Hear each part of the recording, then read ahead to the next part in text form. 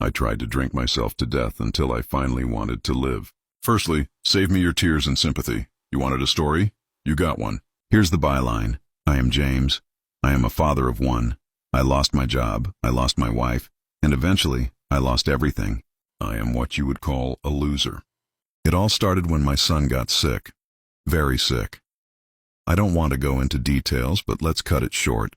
No medical insurance, no friends, and no hope. Who would have thought that organ donation was a little complicated?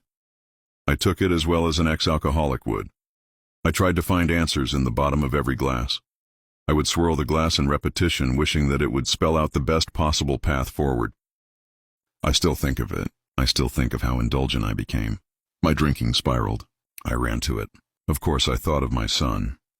In fact, I used to say that I drank because of him. That was wrong of me. Every second day, I would present myself at the bar, my second home. I would sit on my stool and engage in the most self-assured pontificating. No one knew me or my issues, so I had free rein to provide life advice to all those unfortunates close enough to hear me.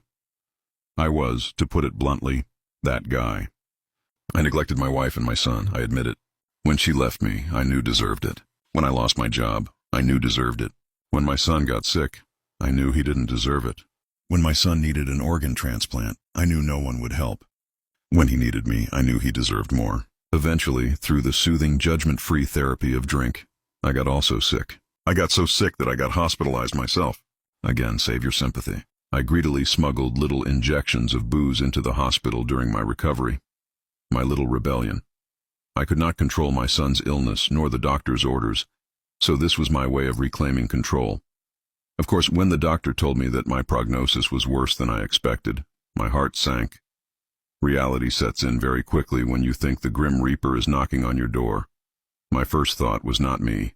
It was my son. As I squinted at the endless documents and my medical diagnosis, my hand hovered over the third page. A match?